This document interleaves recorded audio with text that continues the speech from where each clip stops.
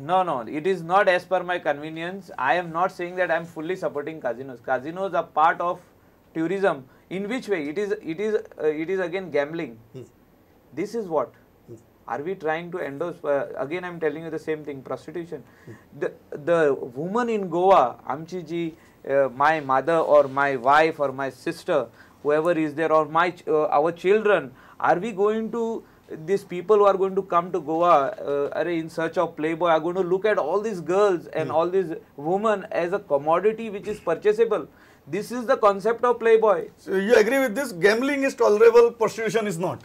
This distinction you agree with? I'm not getting into the gambling versus prostitution debate at all. My issue is, I mean, let's keep gambling out of it for the time being.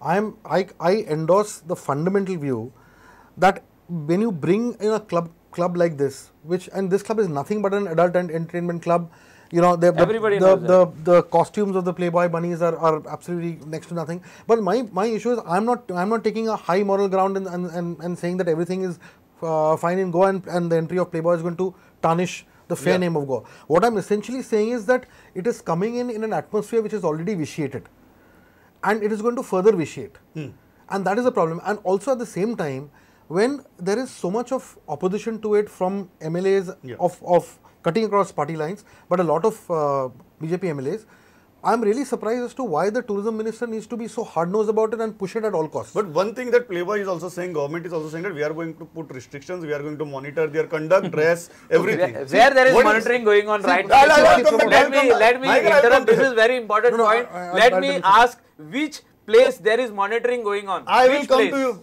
Show me one place where there is monitoring going on. Let answer this, I'll come to you. See, the issue is, okay, I will quote from the Playboy India website, which proudly announces the opening of this nightclub in Kandali. Fundamentally, what is interesting is the tourism department has not yet given its NOC. But this club has gone ahead and announced on its website that this club is happening. They've already started. It's exactly like Sunburn. They announced it 6 months earlier and 2 days before they get the permission. Correct. So I'll just read from the website.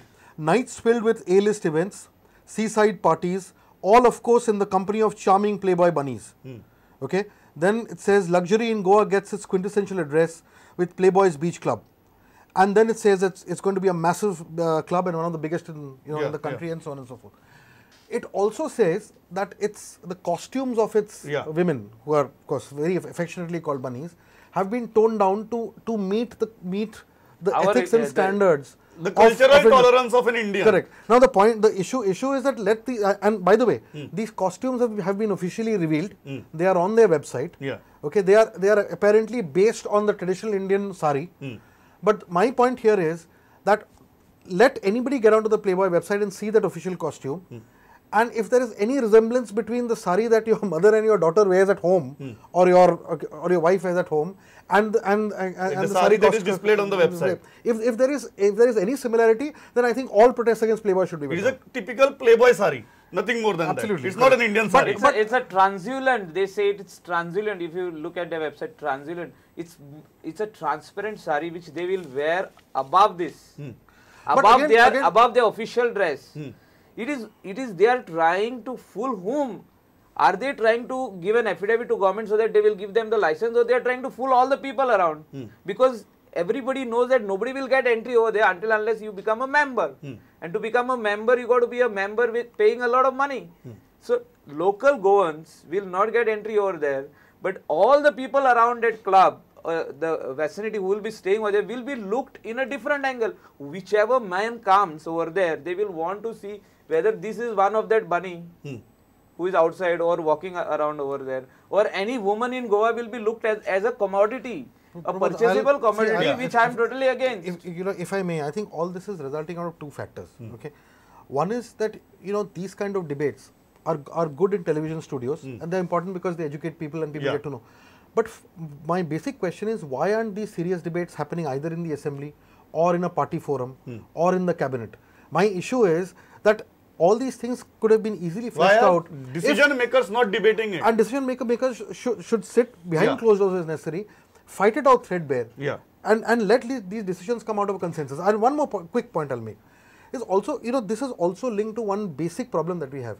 Goa still does not have a detailed tourism policy which envisages exactly what kind of tourism we want. Yes. There needs to be a proper vision document. I was coming to that, Sujay, because one thing, don't you think it is high time we come out of this pervert circle of all tourism activities and think something beyond it? Absolutely. At least we can expect this from Manohar Parrikar government, if not any other government. Sure. It's high time. See, that is the point. You and I completely agree that that entire beach belt is blocked and choked. And the thing is, when it's choked, you don't even know how much of dirt is inside that drain. And that's exactly what the similarity of this and what's going to happen. My point is, if you have a detailed vision document, get tourism out of that that whole hellhole that it has become, especially Baga, Kalangut and that area. You take it out. Promote other kinds of tourism. Our hinterland is lying absolutely. But Michael, tell me one thing very frankly. Very frankly, you do tell me one thing. If your government seriously cracks down on drug nexus, if your government seriously cracks down on prostitution, gambling, all these activities, can you get elected in the next elections? Is it possible? Or even you are pressurized by these lobbies when you are getting elected as an MLA? I'll tell you one thing. When I became the MLA of Kalangut, you can ask anybody in Kalangut, you can see the details of the cases registered. I think we have shut down 14 dance bars which were running without a license. See, I'm again saying without a license. Earlier government never gave them license to operate a dance bar. The dance bars were shut down in Mumbai. The dance bar started in Goa 7 years back. Within 1.5 months, I shut them all of them. I got so much of pressure to restart them. I got money offers. It's not only me and the Kalangut Panchayat, that is Joseph Sikvera and his team. We together shut down all this clubs. Is it possible Even in to clean I have a slightly contrary view. Anyway, you tell me all the massage parlors which were illegally operating and they were doing. Is it possible to clean the belt? Definitely, I am cleaning the belt. What is this coming in the middle when I am cleaning it? You are saying you are trying to clean and somebody making more mess there. No. Somebody is trying to create more mess when you are trying to clean it. If this is officially given, it is nothing but I have to stop whatever. Everybody will question me. तू माका बंद करून गेलाय? तुझी government तू माका बंद करून गेलाय डान्स बार मध्ये? हाँ, ये किती? This is glorified dance bar. You are making a point. This is glorified dance bar. The point that I was trying to make is, I agree broadly and to a large extent with whatever Michael is saying. But let us ask ourselves, the issue that after the BJP government has come into power, Michael may have stopped the dance bars, he may have stopped the massage parlors. My primary question is, rave parties continue to happen rampantly. Correct. Sound pollution happens on a day-to-day basis. Correct. If you go to the Anjuna police station and measure sound as we have done, the decibel levels at the Anjuna police station itself is over 100. Yeah. Now, okay, then controversial shacks like Curly's carry on doing exactly what they do till 4 o'clock in the morning or 5 o'clock in the morning. There was one honest police officer who went and actually took the Curly's owner into custody and thrashed him, okay, in front of his cops. Albeit the thing is, the action may have been a little overboard for a police officer, but at least he showed the guts to do it. What happened to that police officer? He has become SP traffic.